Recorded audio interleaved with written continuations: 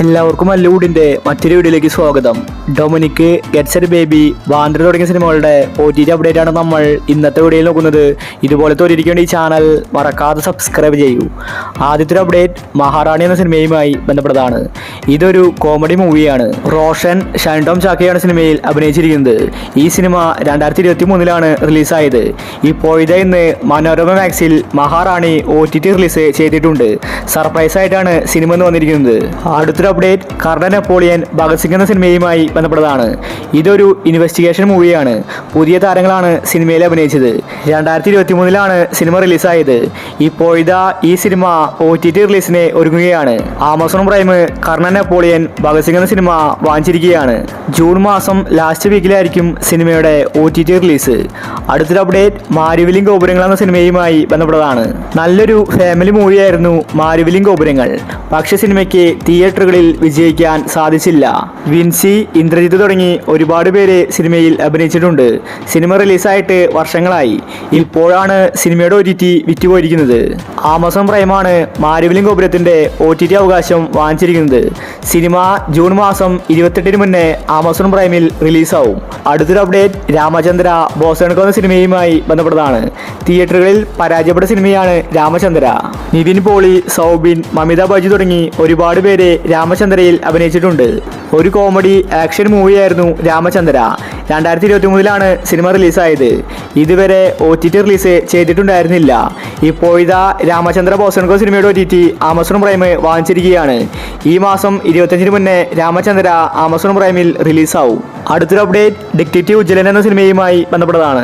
ഇതൊരു comedy investigation മൂവിയാണ്. ധ്യാനാണ് സിനിമയിലെ നായകൻ. സാധാരണ ധ്യാൻ സിനിമകൾ പരാജയപ്പെടാറുണ്ട്. പക്ഷേ ഈ സിനിമയ്ക്ക് കുറച്ചെങ്കിലും പോസിറ്റീവ് വന്നിരിക്കുകയാണ്. ഇപ്പോഴിതാ ഉജ്ജ്വല സിനിമയുടെ OTT വിറ്റുപോയിരിക്കുകയാണ്. സൈനപ്ലൈ ആണ് ഉജ്ജ്വല സിനിമയുടെ OTT വാങ്ങിച്ചിരിക്കുന്നത്. സിനിമ ജൂൺ മാസം 29 മുന്നേ സൈനപ്ലൈയിൽ OTT റിലീസ് ചെയ്തേക്കും. അടുത്തൊരു അപ്ഡേറ്റ് കപ്പ് എന്ന സിനിമയുമായി ബന്ധപ്പെട്ടതാണ്. തിയേറ്ററുകളിൽ അൾട്രാഫ്ലോപ്പായ സിനിമയാണ് കപ്പ്. മാത്യു തോമസ് ആണ് സിനിമയിലെ നായകൻ. ഇതൊരു സ്പോർട്സ് റൊമാൻറ്റിക്കൽ മൂവിയാണ്. അനിക, നമിത പ്രമോദ്, ബേസിലടക്കം ഒരുപാട് പേര് കപ്പ് സിനിമയിൽ അഭിനയിച്ചിട്ടുണ്ട്.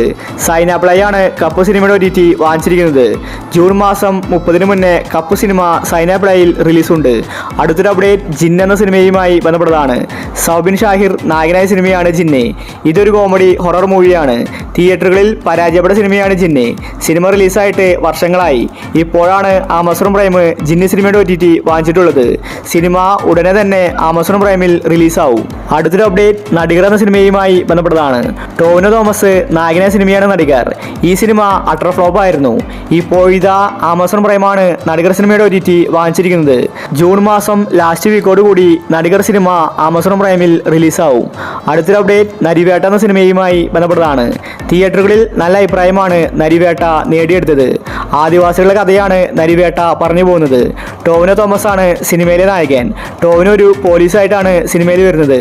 ഇപ്പോഴിതാ ആമസോൺ പ്രൈമാണ് നരിവേട്ട സിനിമയുടെ OTT വാങ്ങിച്ചിരിക്കുന്നത്. സിനിമ ആമസോണിൽ സർപ്രൈസ് ആയിട്ട് ഈ വീക്കിൽ വരുമെന്ന റിപ്പോർട്ടാണ് കാണാനുള്ളത്. അടുത്തൊരു അപ്ഡേറ്റ് ഡൊമിനിക് എന്ന സിനിമയുമായി ബന്ധപ്പെട്ടതാണ്. ഡൊമിനിക് കാത്തിരുന്ന് ആരാധകർക്ക് മടുത്തു. ആമസോൺ പ്രൈം ഡൊമിനിക്കിന്റെ OTT വാങ്ങിച്ചെന്ന റിപ്പോർട്ട് നേരത്തെ വന്നിട്ടുണ്ടായിരുന്നു. പക്ഷേ ഇതുവരെ റിലീസാക്കിയിട്ടില്ല. ഡൊമിനിക് സർപ്രൈസ് ആയിട്ട് ആമസോണിൽ വരുമെന്ന റിപ്പോർട്ടാണ് കാണാനുള്ളത്. ഇതൊരു ഇൻവെസ്റ്റിഗേഷൻ ത്രില്ലർ സിനിമയാണ്. ഗോകുൽ സുരേഷ് ഡൊമിനിക്കിൽ അഭിനയിച്ചിട്ടുണ്ട്. ഗൗതം വാസുദേവാണ് സിനിമ സംവിധാനം ചെയ്തിരിക്കുന്നത്.